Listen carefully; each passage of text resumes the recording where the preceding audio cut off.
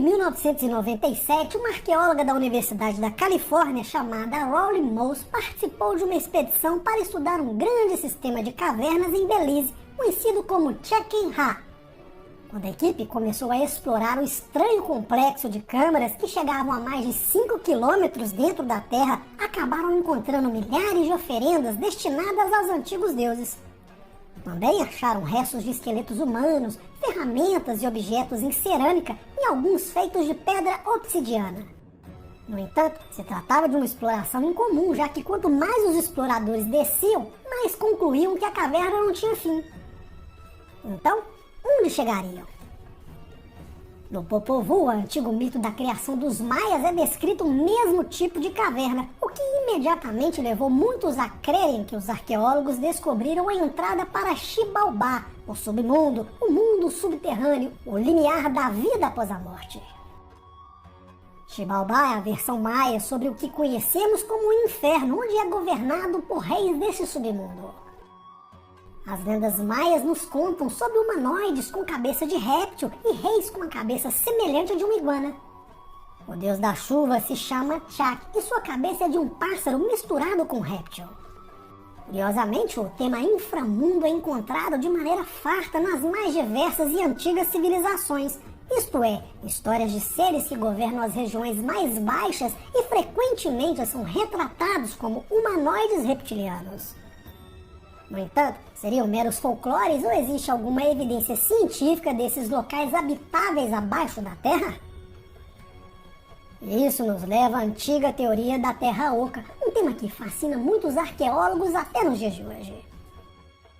Várias figuras históricas trataram sobre essa teoria, como por exemplo o famoso Isaac Newton. Se a Terra fosse de um material sólido, essas forças não teriam efeito algum em sua forma.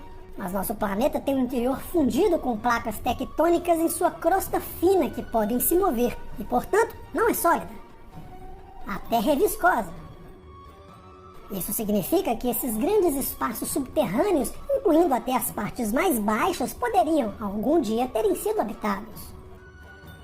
E são vários os cientistas que afirmam que quando o planeta evolui, ele se desenvolve através de seu centro, que seria oco.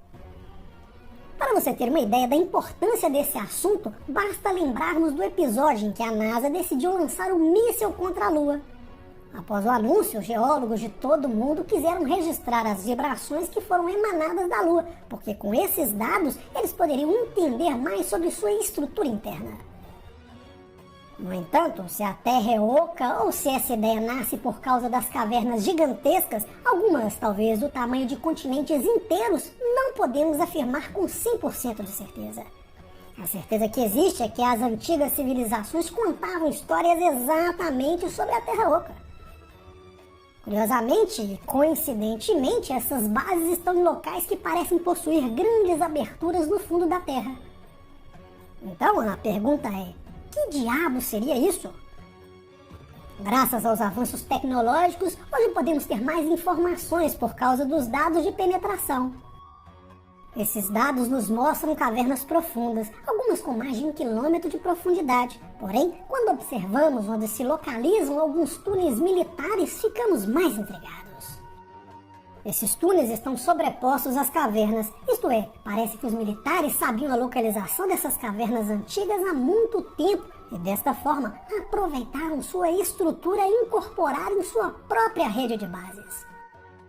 No entanto, o mais fascinante desse tema é porque quando estudamos as antigas histórias sobre a criação do mundo, encontramos diferenças entre os povos. Porém, existe um fator comum em praticamente todos os povos antigos.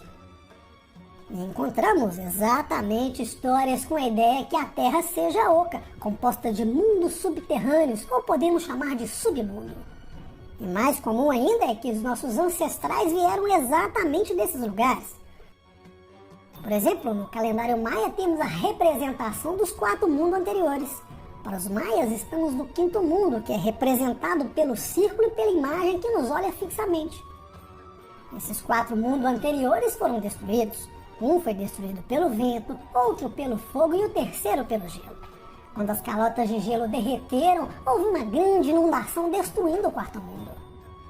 Essa é a história do dilúvio maia, porém é um dos temas mais comuns, já que encontramos dilúvios em todas as civilizações do passado e evidentemente está muito presente nas tradições indígenas. Então a questão é, tudo isso são apenas mitologias ou existem vínculos físicos que podem nos ajudar a entender o nosso mundo real?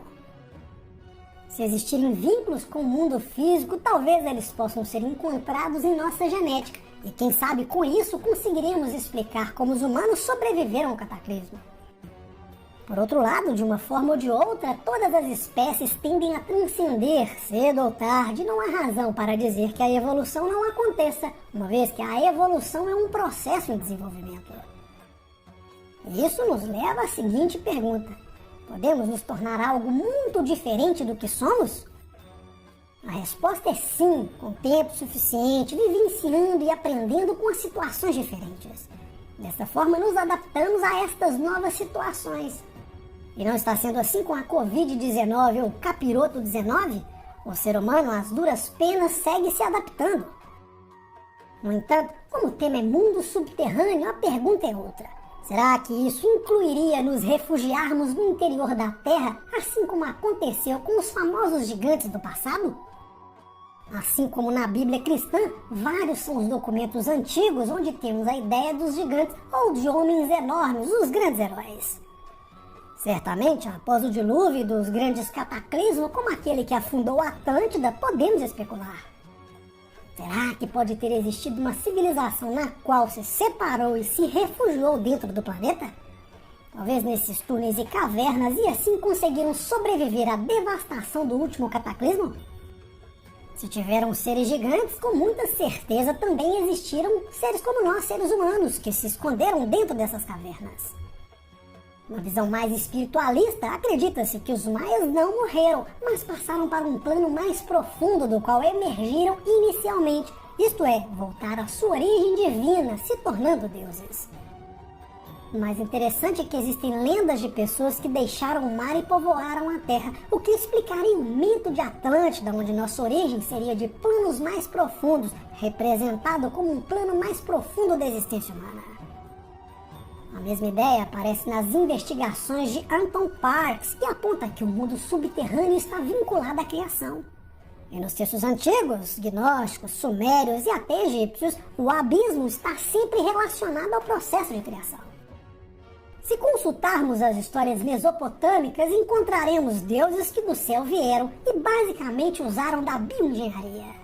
Eles transformaram a forma humana que já existia em uma criação moderna, porém, essa engenharia não estaria presente apenas no céu ou na terra, mas também se fez presente nos domínios subaquáticos.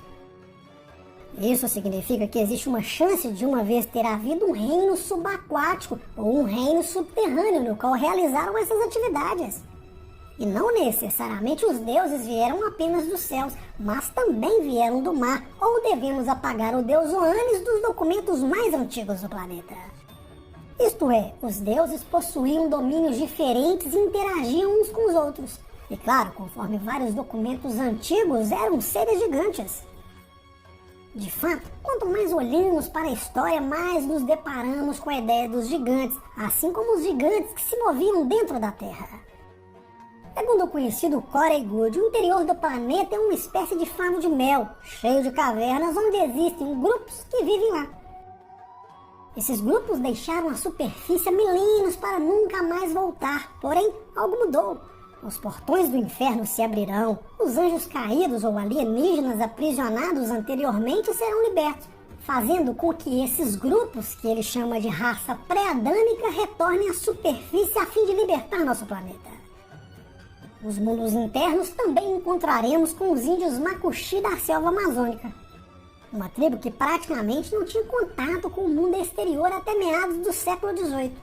Em sua mitologia se descreve seres idênticos aos habitantes do centro da Terra. Na tradição ancestral dos Macuxi, eles foram os guardiões dos portões de entrada para o mundo subterrâneo. Contam que seriam 15 dias de viagem e à medida que se aproximavam, as tochas com fogo não eram mais necessárias. As cavernas passam a ser iluminadas por bolas de luz até o seu destino final. Lá se encontrariam com homens muito altos que mediam entre 3 a 4 metros de altura. Neste mundo, os alimentos eram cultivados se valendo da energia de 4 grandes discos de luz, tão fortes quanto o nosso Sol, e por isso não poderia ser olhado de frente. Maçãs do tamanho da cabeça de um homem e uvas do tamanho de um punho humano. Curiosamente, esses detalhes vieram de uma cultura sem acesso a bibliotecas, televisão, satélites ou internet. Então, devemos nos perguntar: como poderiam inventar histórias tão idênticas às outras culturas do mundo, já que não tinham contato nem com os maias, astecas, egípcios ou qualquer outra civilização? Claro, conforme está registrado nos nossos livros escolares. Talvez haja alguma verdade nessas histórias, mesmo que a Terra Oca se trate de cavernas enormes e vazias. Porém, eu preciso dizer que existem pessoas nas quais acreditam que até hoje elas sejam habitadas por uma espécie de alienígena, ou melhor, intraterrenos. Se por alguns minutos considerarmos essa ideia, essa espécie estaria relacionada aos deuses sumérios? Ou será que esses seres gigantes seriam os mesmos 7 sábios descritos nos antigos textos mesopotâmicos? E mais, é possível que esses seres antigos, esses deuses, salvaram a humanidade após o cataclismo? Por fim, também existe uma outra crença. Para algumas pessoas, as entradas para o mundo subterrâneo são portais, uma espécie de caminho para o reino espiritual, e nada tem a ver com a realidade física. Tudo isso seriam, na verdade, alegorias para retratar no que esses povos acreditaram do ponto de vista espiritual. Um domínio paradoxal, mais perto do espírito e da natureza, já que a Terra é vista como mãe, um tipo de deusa que nos alimenta. Será possível que em algum momento fomos criados ou recriados na superfície? Ou essas lendas são apenas metáforas que nos dão pistas para desvendarmos os grandes segredos do planeta e da existência humana? Me diga aí nos comentários. Se inscreva no canal, compartilhe esse vídeo para fortalecer a nossa amizade. Até o próximo vídeo. Um abraço.